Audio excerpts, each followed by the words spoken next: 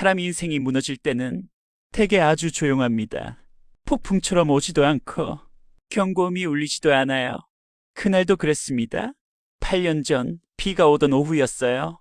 어저녁 통화를 하고 약속 시간에 맞춰 문을 열고 들어온 그는 철지도 늙지도 않은 얼굴이었습니다. 아직은 중년까지는 아니었지만 이미 한 번쯤은 세상에 치여본 사람의 눈빛. 선생님, 저 회사에서 나왔습니다. 그 말 한마디에 모든 설명이 끝났어요. 그는 조그만 중소기업에서 성실하게 일하던 사람이었습니다. 야근도 했고 주말도 반납했고 윗사람 말에 토 달지 않았죠. 하지만 회사는 그의 성실함을 기억해주지 않았습니다. 잘린 것도 아니고 그만둔 것도 아니고 그저 정리된 사람이었죠.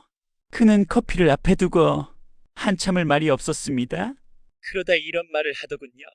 이상한 게요. 화도 안 나요. 그냥 제가 쓸모없어진 느낌이에요. 그 말이 저를 오래 붙잡았습니다. 그날 상담은 취업 이야기로 흘러갔다가 다시 막혔습니다. 이력서를 다시 써보니 자기소개란이 가장 힘들었다고 하더군요. 제가 뭘 잘하는지 모르겠어요.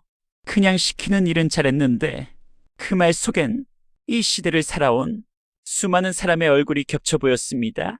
이야기를 나누다 보니 집안 어른 명의로 된 작은 땅 하나가 있다는 얘기가 나왔습니다. 20평 남짓, 도심도 아니고 변두리도 아닌 큰 길에 딱 붙어 있지도 않고 골목 안쪽도 아닌 아주 애매한 자리. 장사꾼 눈으로 본다면 딱 그 정도였어요. 잘 되면 다행이고 안 되면 이유가 분명한 자리. 그래서 제가 솔직하게 말했습니다.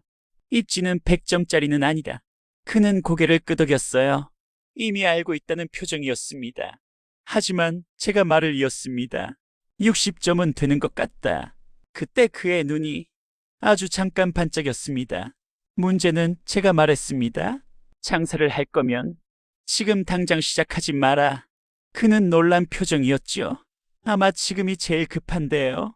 그런 생각을 했을 겁니다. 한 달이든 두 달이든 아니 3달이 걸려도 좋다.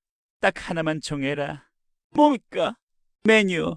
그날 제가 강조한 건 오직 그것뿐이었습니다. 복잡하지 않을 것, 요리 방법이 어렵지 않을 것, 혼자서도 감당 가능할 것, 유행 타지 않을 것, 그리고 그 애매한 입지에 어울릴 것. 장사는 의욕으로 하는 게 아니다. 구조로 하는 거다. 이런저런 얘기를 나누다가 그는 돌아갔습니다. 그 이후 그 친구는 정말 메뉴에 미쳐 살더군요. 잘 나간다는 음식은 전부 알아봤다고 하더군요. 치킨, 분식, 카페, 파스타, 심지어 브런치까지. 하지만 하나같이 탈락했습니다. 손이 너무 많이 가거나 인건비가 버티질 못하거나 유행이 너무 빠르거나 그리고 결국 남은 게 하나였습니다.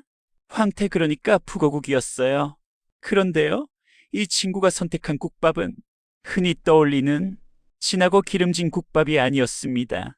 짜내가 없고 맑고 해장을 시켜주는 속이 편한 국밥.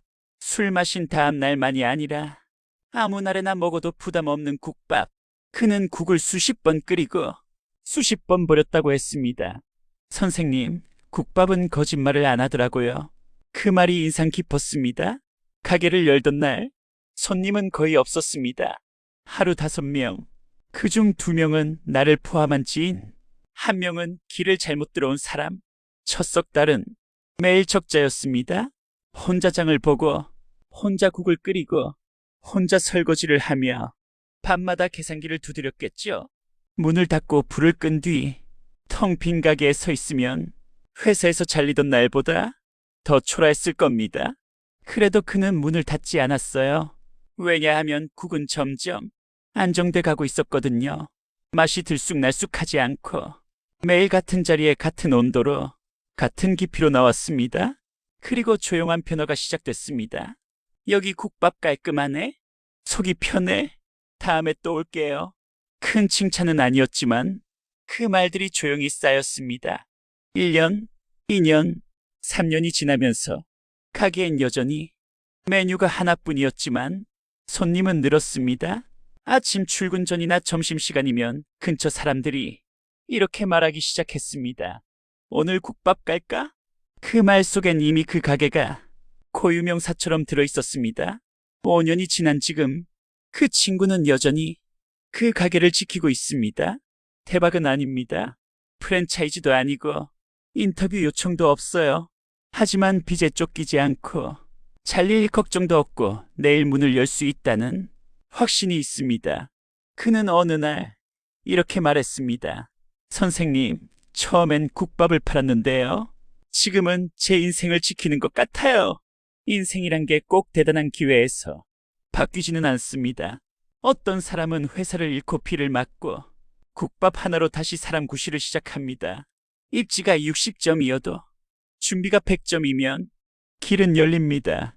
그리고 그 국은 오늘도 조용히 끓고 있겠죠. 누군가의 하루를 말없이 떠받치면서요.